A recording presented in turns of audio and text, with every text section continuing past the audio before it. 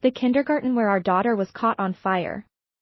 My husband, Chris, rushed in without hesitation, but came out holding a stranger's little girl. Tina's dad, did you get the wrong child? This is not your daughter. But my husband just held the little girl tightly, his eyes red with tears. In a flash, the face of my husband's first love crossed my mind. Later, our daughter was finally rescued by the firefighters. Her body was already charred, and she had stopped breathing. Chapter 1. The hall was filled with the sound of sobbing. In the center was a photo of my daughter. Ah, it's such a pity. The child was only 5, and now. Stop talking. I knew that everyone at this moment wanted to scrutinize my expression, to see how a mother like me was dealing with the devastating blow of losing her daughter. I heard the child was burned beyond recognition. How painful it must have been when she died. Every word felt like a sharp knife stabbing into my chest. I thought I had no more tears left, but hearing these words, my eyes blurred completely, and I struggled to stand upright. As for Chris, he knelt beside me, staring at our daughter's photo, his face devoid of expression, even more indifferent than the outsiders. I overheard someone whispering behind me. Chris never liked Dolores. Now that the child is gone, I think this high-profile marriage is over. Yeah, Dolores brought this on herself. She insisted on pursuing Chris to Mexico and then threatened him with the company. How can a forced marriage be happy? Chris and Flora were meant to be together. Now that the only child is gone, Chris will definitely divorce her. But the child was so young. You don't understand. For these powerful family marriages, the child is just a bridge to maintain the relationship. Now that the child is gone, Chris will definitely go back to his true love. Tears fell as I forced a smile. Yes. Back in college, Chris and Flora were in the spotlight. Although Flora's family was not wealthy, she was excellent in her studies and sweet in appearance, making her relationship with Chris sensational. Later, Chris was arranged by his family to go abroad, and Flora was warned by the Wynn family to stay in the country. I pursued Chris overseas and forced him into marriage with the promise of a family alliance. Everyone knew Chris loathed our marriage to the extreme. After our wedding, except for our wedding night, Chris was rarely around. I had to get information about him from Flora. At first, I was indignant and confronted Flora. But it was Chris who opened the door, looking down at me with an emotionless face. The marriage is done, and the Liu and Shen families are benefiting the most. What more do you want? Can you leave Ruji alone? After that, I never went back. In this unbalanced and dysfunctional family, our daughter became an insecure child. She was young, but she could instantly sense who genuinely loved her. Despite her longing for fatherly love, she never dared to approach Chris, always watching him with cautious and fearful eyes. But Flora's daughter easily received the fatherly affection from Chris. Chris's love for Flora became clear to me when I saw him rush out of the fire carrying her daughter. After so many years, Chris hadn't changed at all. He loved Flora from the beginning to the end, even if it meant losing his own flesh and blood. I suddenly felt exhausted, unable to utter a single word of reproach. It was as if a small knife repeatedly cut open my heart, the pain spreading through my nerves to my entire body, my fingers trembling, my eyes filled with tears. Looking at my daughter's photo, her small, soft image seemed to reappear before my eyes. My breath caught, my vision went black, and I collapsed to the ground. In a blur, I saw Chris's indifferent gaze turn towards me. Chapter 2. When I woke up again, I was surrounded by people. Everyone looked at me with concern, but in truth, there were many faces I didn't even recognize. Most of them were supporters from the Wen and Sui families. In the past, I would have found such superficial concern laughable and disdainful. But seeing Chris's emotionless eyes, I even thought that sometimes it's nice when people at least pretend to care. I propped myself up and smiled. I'm fine, no need to worry. Chris's father and my parents were sitting together, their eyes filled with overflowing anxiety and sorrow. Later, only Chris and I were left in the room. Chris, have you ever felt any regret or guilt, thinking that if you had held our daughter instead? Chris looked up and tugged at his tie. Flora's daughter was closer to me. In that situation, I had to choose the safest option. I smiled. Is that so? Looks like you didn't have any selfish motives. I must have misunderstood you. Sensing the implication in my words, Chris's expression turned ugly. Dolores, the most important thing for you now is to make proper arrangements for Tina's funeral, not to dwell on these useless, unfounded thoughts. My phone chimed. I glanced at it. It was a photo of a girl smiling brightly. Flora had sent it. The girl in the picture was Flora's daughter. And in the photo, holding the girl with a radiant smile, was Chris. Pain and suffocation entwined me like vines. My hand clenched suddenly. Her daughter survived, while my daughter perished in that sea of fire. Her life ended at the age of 5, and in her last moments, she saw her father carrying another girl to safety. Her hands reaching out for help were burned by the flames. What kind of despair and fear did she feel? Chris, Flora's daughter needs you too, right? You don't need to stay here with me, wasting your time. Chris frowned. Dolores, I've told you many times not to drag Ruji into our issues. Can't you speak properly? I pulled the blanket over myself, turning away from him. I am speaking properly. Please leave. I want to rest. I once longed for Chris's glance and words of comfort. Now, even though he sat by my bedside, I felt nothing but suffocation. Chapter 2. When I woke up again, I was surrounded by people. Everyone looked at me with concern, but in truth, there were many faces I didn't even recognize. Most of them were supporters from the Wen and Sui families. In the past, I would have found such superficial concern laughable and disdainful.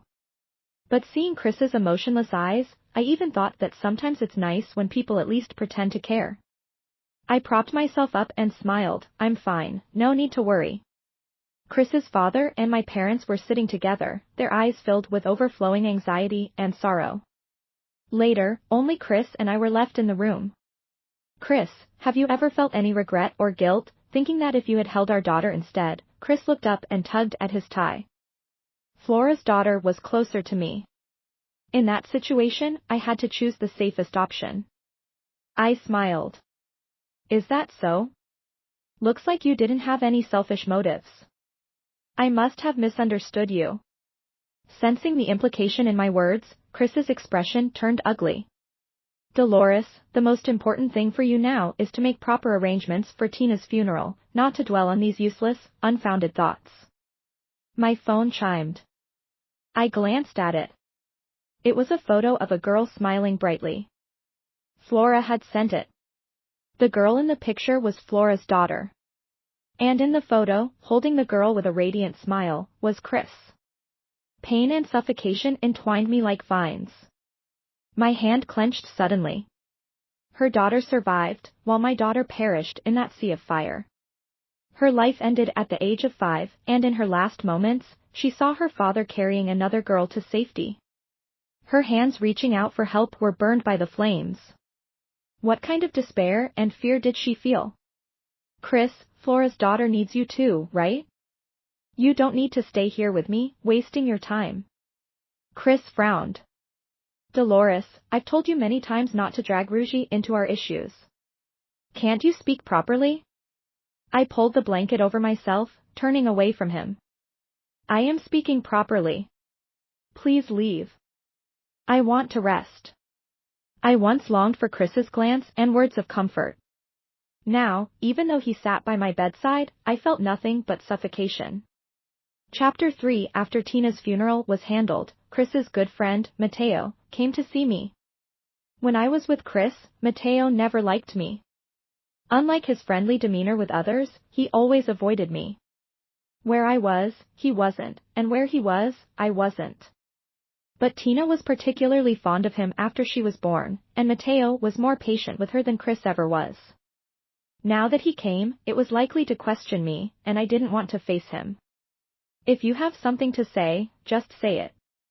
If it's to blame me, I don't want to hear it, and I don't need to. Mateo's eyes flickered. I'm not here to kick you when you're down. Tina was innocent. My dislike for you doesn't mean I'd hurt you this way. I know Chris didn't save our child. If anyone is to blame, it should be him, the father.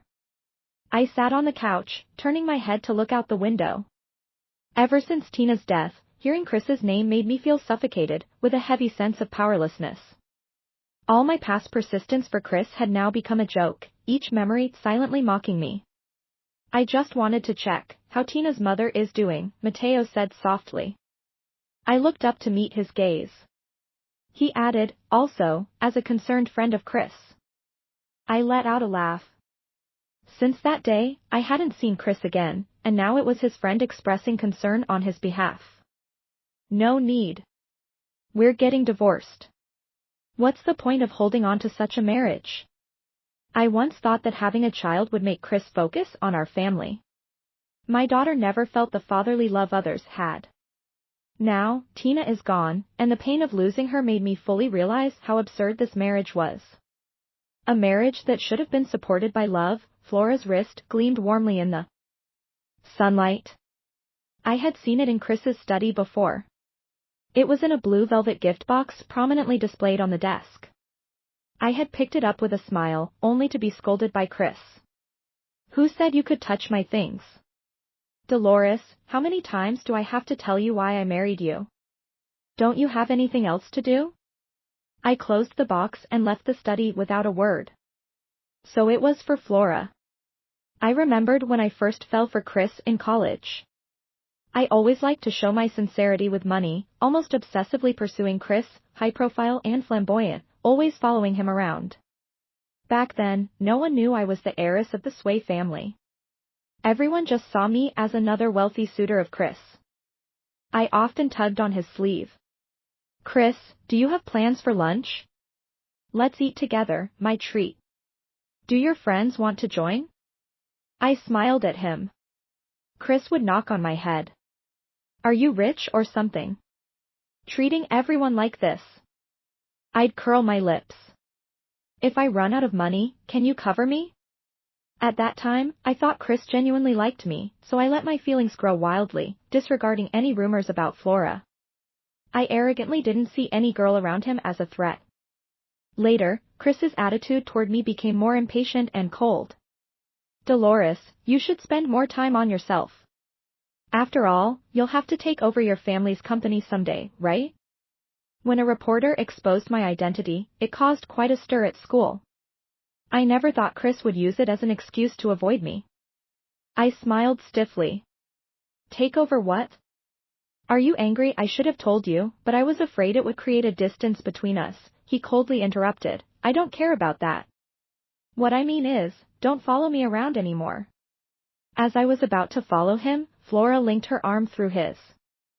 Flora naturally clung to Chris, with her academic excellence, looks, and gentle demeanor, they truly matched. See, I told you, Flora is the one. Dolores is too strong-willed for Chris. Yeah, Flora and Chris have known each other for a long time, right? They're a great match. Dolores is too high and mighty. She's not suitable for someone like Chris from an ordinary background. I really thought it was my family that made Chris feel pressured. I explained myself endlessly, tried to please him in countless ways, but he remained cold towards me. Until just before graduation, I met Chris at an auction within our social circle and realized he was actually quite wealthy. I never gave up on pursuing him. When I heard he and Flora would be separated, with him going to Mexico to study, I naturally pursued him relentlessly. I believed my sincerity could win his heart, or at least time would make him love me. In the end, I forced him into marriage with the lure of family benefits. Now, I should understand. Some things don't have a result just because you persist. My daughter's death woke me up. I picked up the phone and dialed, Lawyer White, please draft a divorce agreement. Chapter 6. I moved out of the Wynn family home, taking all of my daughter's belongings with me. Just as I was about to leave, I ran into Chris. He was holding some documents and angrily grabbed my hand, slamming the door shut. Chris loosened his tie forcefully, looking down at me with a commanding gaze. He threw the documents on the table. What is this? Divorce. I held my suitcase and looked up at him, expressionless, with a slight smile. Yes. Let's divorce, Chris.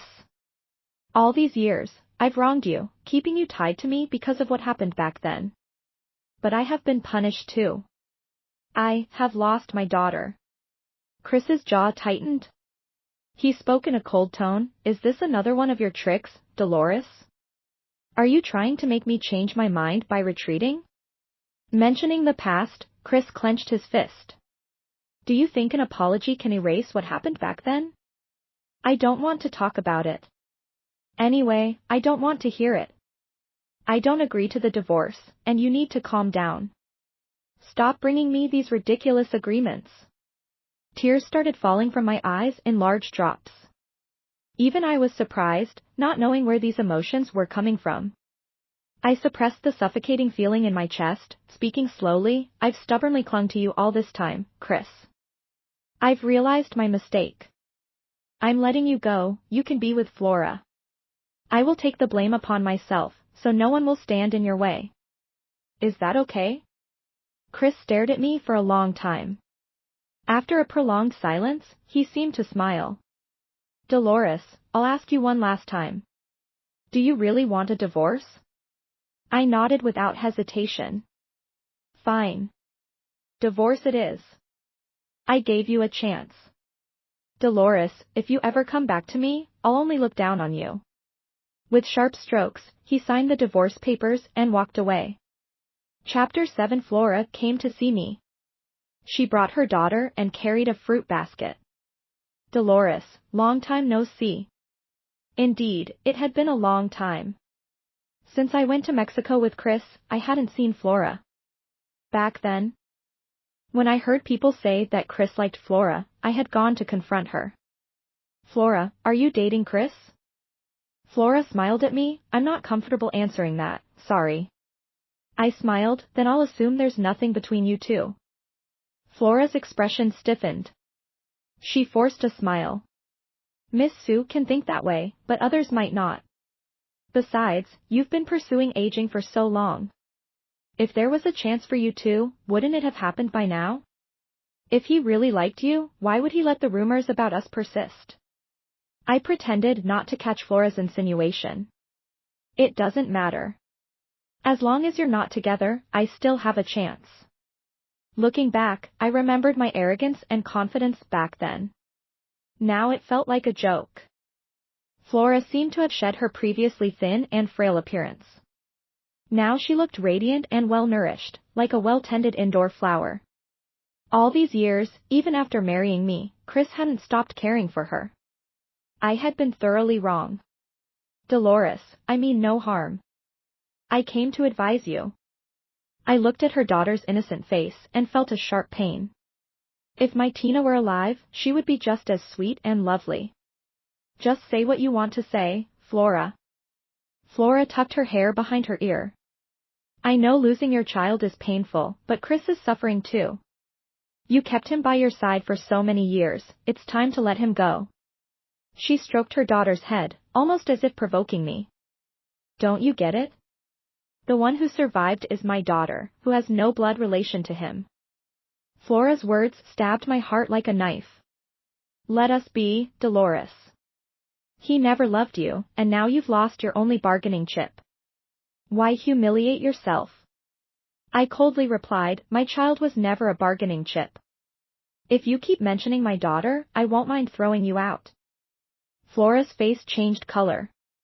Also, if you and Chris are so in love, why did you come here to ask me to leave? Flora clenched her fists, her face paling. But I won't delve into that. Chris and I will divorce soon. The papers are signed, you don't need to come to see me again. A smile finally appeared on her face. Watching Flora's departing figure, I let out a heavy sigh. I used to look down on her, but now I felt like a clown in front of her. After all these years of fighting for Chris's love, I had to lose my daughter to realize how foolish it was to hold on to an impossible love. Chapter 8. After signing the divorce agreement with Chris, I immediately went abroad. I decided to settle down overseas. Coming with me was Mateo. I leaned against the railing, smoking heavily. The swirling smoke and the pain of coughing helped me forget my anguish. Why do you insist on following me? If you hate me, just say it directly. I don't have the strength to deal with you. Just leave me alone. Mateo looked at me quietly. He didn't speak for a long time. Finally, he seemed to murmur, "You know you're not okay, right? Why don't you see a doctor? Why did you leave your uncle and aunt and come here alone? What are you trying to do?" I smiled slightly. What? Are you afraid I'll commit suicide? Mateo's eyes filled with complex emotions, as if my words had touched a nerve. Isn't that the case? Dolores, are you going to cling to this for the rest of your life? Is not having Chris's love going to destroy you? Have you forgotten how confident and spirited you used to be? Are you going to spend your whole life stuck on the love of one man, on a family that's long been broken? Family? But in that family, where is my daughter? If I don't hold on, who else will remember my daughter? I looked down and tiredly smoked. Mateo, do you like me? He stiffened, his jaw tight. Before he could answer, I continued, when did you start liking me? In college or after the marriage? Do you think that now that I've been abandoned, laughed at by everyone in the circle, and lost my child, you can easily be the savior and be with me? That thought just makes me feel sick. These harsh words would certainly make the proud and vain Mateo leave. However, instead of hearing footsteps, I heard Mateo's clear, resigned voice. I do like you. But I didn't know you were unhappy in your marriage.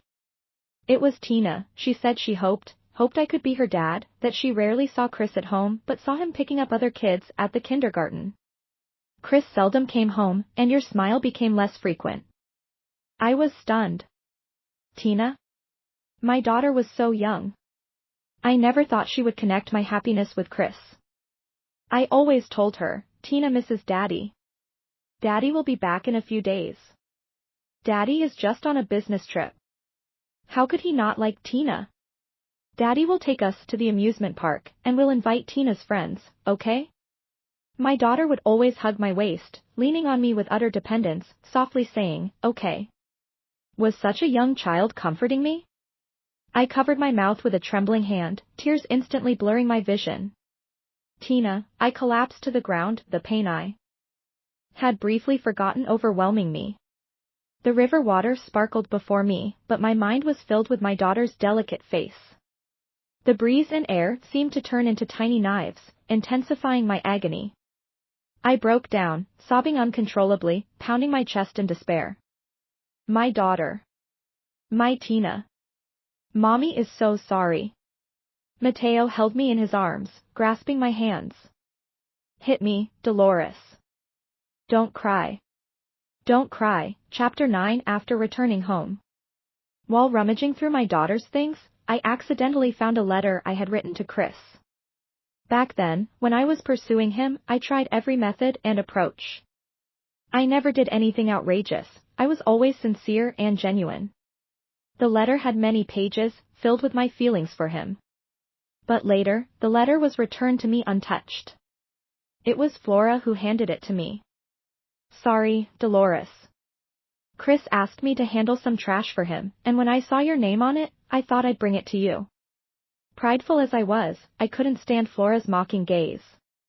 I grabbed the envelope and threw it into the trash can. No need. If he doesn't like it, just throw it away. After she left, I cried for a long time alone, then sobbingly retrieved it from the trash can. I kept it until now, never opening it again. Reflecting on my past foolishness is a way to wake up, I suppose. I opened the envelope and read it all the way to the end, where I had written my closing line, so, Chris, can I stay by your side?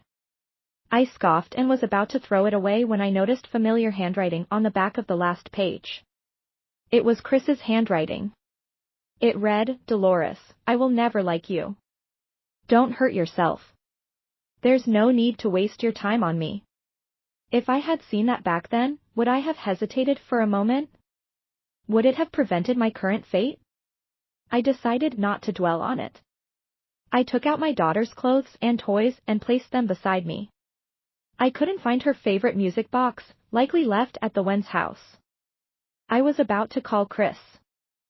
Suddenly, a message popped up on WeChat. It was from Flora.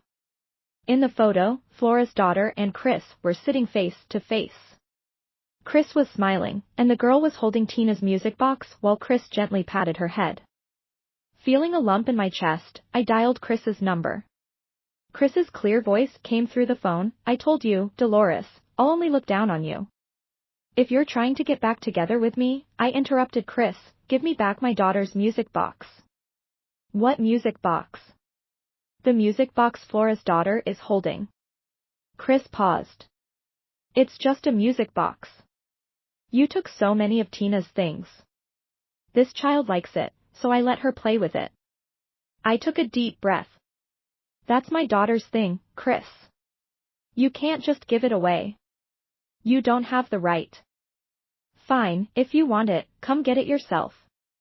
Chapter 10. I bought a ticket to return to the country the next day. Mateo insisted on coming with me. I felt irritated. Mateo, do you like me? I asked maliciously. When did you start liking me? In college or after the marriage? Do you think that now, having been abandoned, laughed at by everyone in our circle, and having lost my child, you can easily be the savior? Seeing Mateo's increasingly strange expression, I froze. My mind was in turmoil, images replaying before my eyes. These words. I seem to have said them exactly the same way before. Mateo grabbed my arm, his eyes overflowing with concern. Dolores, my fingertips trembled uncontrollably, but I couldn't remember when it had happened. I desperately tried to recall, but the fragments vanished, leaving a blank space. Tears slid down my cheeks, and Mateo held me tightly in his arms.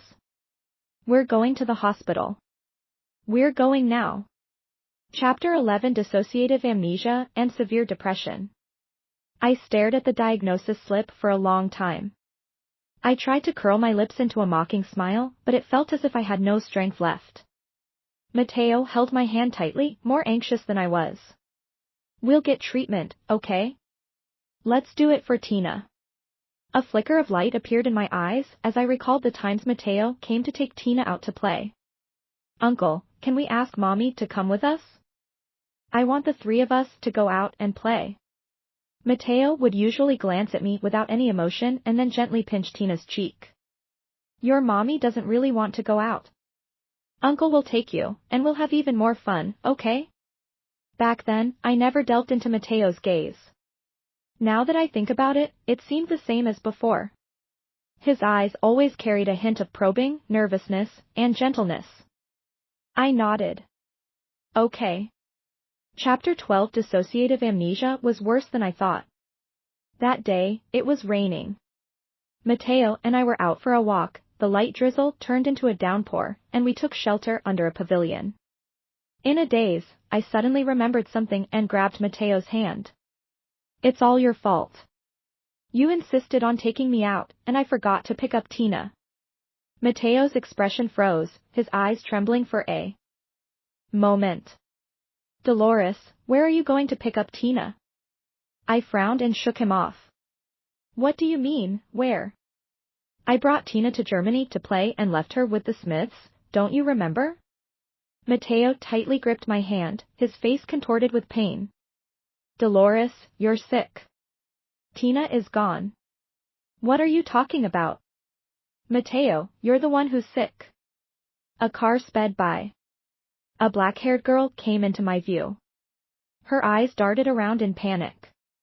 She held a beautiful doll in her arms, standing in the middle of the road, paralyzed with fear. The car drew closer and closer. The girl's face overlapped with the image of Tina in my mind. My heart tightened, and I rushed toward the girl.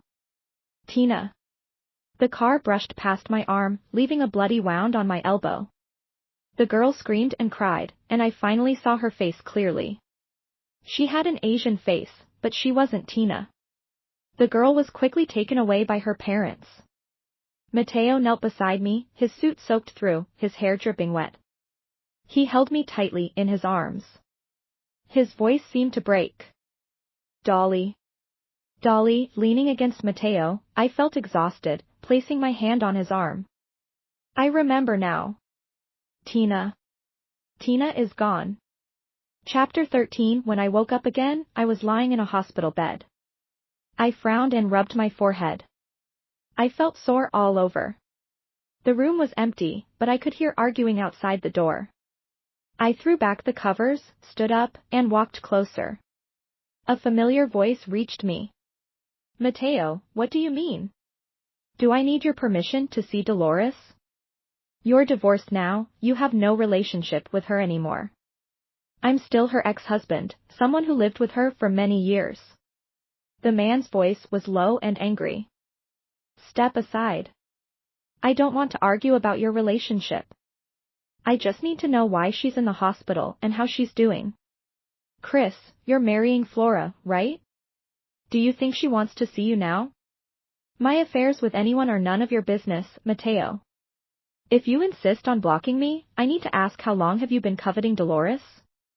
There was a loud bang. Someone probably got hit. I gently pushed the door open and saw the two men grappling with each other. They both froze, turning to look at me simultaneously, then awkwardly let go of each other and straightened their clothes. I noticed a bruise on Mateo's lip and reached for his sleeve, frowning. Did you get hit? Mateo pressed his lips together and nodded.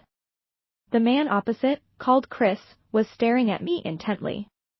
I looked at him curiously and then asked Mateo, who's this? Chris froze completely, his emotions suddenly surging. He grabbed my hand, almost laughing angrily. Dolores, are you playing a game with Mateo to mess with me? I yanked my hand away, pressing my lips together without speaking, just feeling annoyed. Chris glared at me, his anger almost palpable. Say something.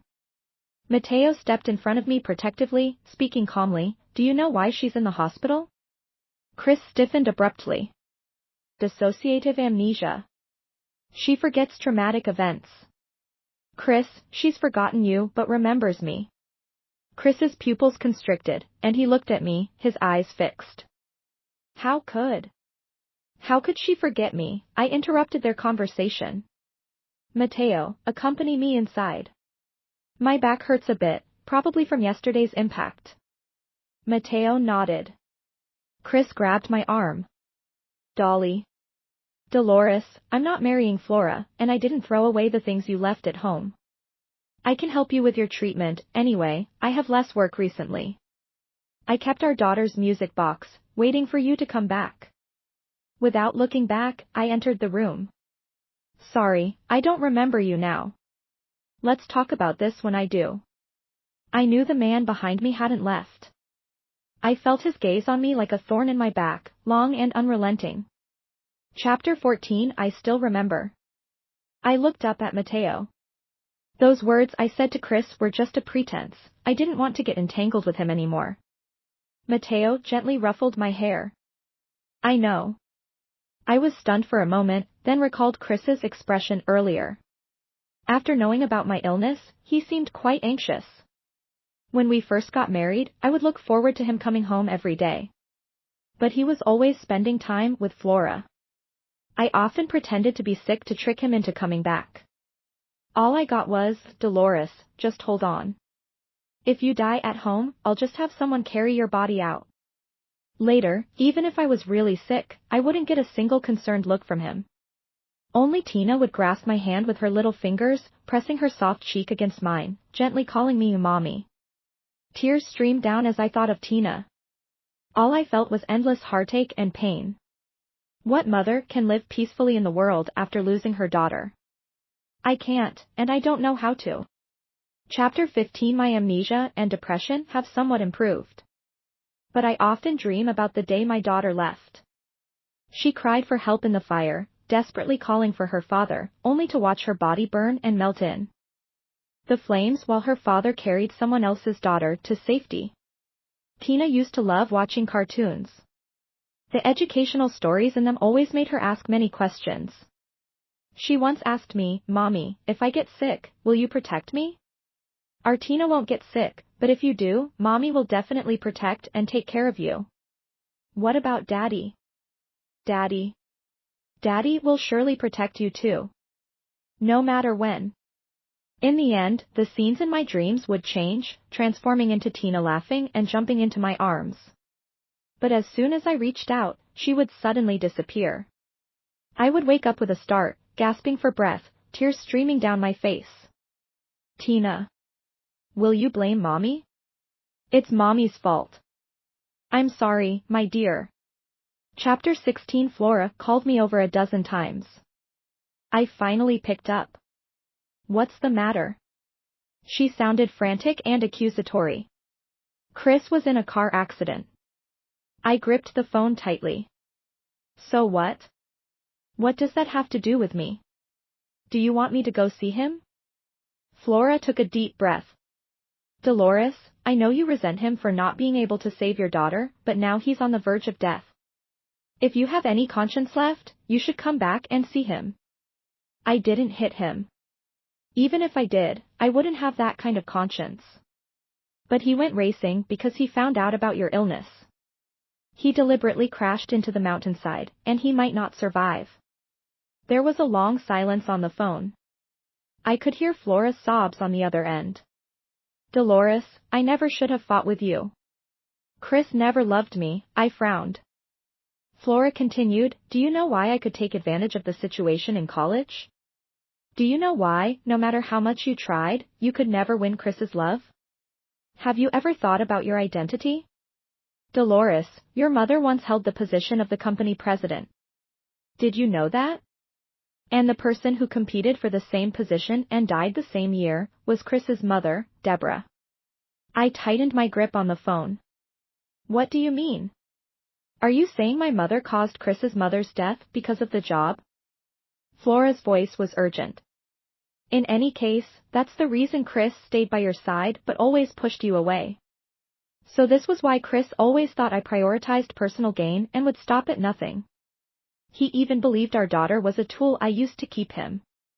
I suddenly found everything absurd. He's on the brink of death now.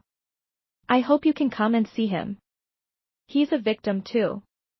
He lost his mother when he was 14. Dolores, I abruptly interrupted Flora. I never stopped Chris from revealing those secrets. Besides, I don't believe my mother would do something like that. Between Chris and me, it ended when my daughter left. If he ever loved me, then all of this was his own choice. No one forced him. Chapter 17. Later, Mateo brought me the music box. He also brought a letter from Chris. In the letter, he seemed like a different person. It was long, very long, as if he was afraid he would never have another chance to speak. I'm sorry, Dolores. The day of my car accident, Dad cried. He said I kept mentioning your name. After hesitating for a long time, he finally told me the truth about my mother's death. They were arguing. My mother wasn't paying attention, and she crashed the car, dying in the accident. I'm sorry, Dolly. I'm sorry. I could never come to terms with my mother's death, and I projected all those complicated emotions onto you. I love you. From the moment you approached me, from that moment on, my eyes were always on you. But I could never accept that I had fallen in love with you, so I kept tormenting you and myself. The day Tina left, I know this sounds like an excuse. I didn't see our daughter then. Flora's daughter was closer, and I saved her child.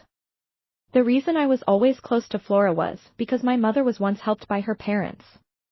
Dolores, when I saw you sick and forgetting about me, an unprecedented fear and panic surrounded me. I couldn't accept you forgetting me. I'm sorry. I know that saying more is futile. This car accident is my way of atoning. I've lost my legs and will never be able to stand again. Would you turn back once more out of pity for me? I folded the letter and placed it in Mateo's hand. Throw the letter away. No need to reply. Between Chris and me, maybe there was love, but now I don't want to dwell on those feelings anymore. My obsession is long in the past. Chris's remorse and atonement have nothing to do with me anymore. I just want to live well. For my Tina, to live well. Chapter 18. I saw Chris again 3 years later. By then, my dissociative amnesia and depression had mostly healed. I was walking with Mateo in Cologne Square. Mateo was pushing a wheelchair. When our eyes met, Chris froze, staring at me without blinking. I held onto Mateo's arm, looking down at Chris without any emotion. Chris's hands were on his knees, gripping them tightly, his gaze a mix of evasion and insecurity. Yet he still spoke, "Long time no see."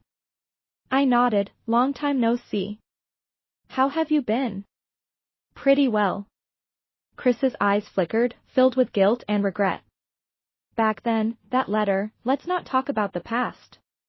Between us, it ended a long time ago." Tears fell from Chris's eyes, and I looked away without any emotion. Pigeons surrounded the fountain nearby. In that instant, white doves took flight. Toward the bright blue sky, toward the sunset.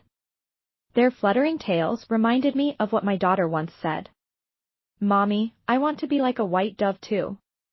Flying high and far, so amazing. Mommy, you be the dove, Mommy. Let's fly far away together." Tina. Mommy is listening to you, flying toward freedom, toward the distance, higher and farther. In a certain moment, in an instant, at every choice I make, Tina seems to be by my side. Always, in another way, by my side.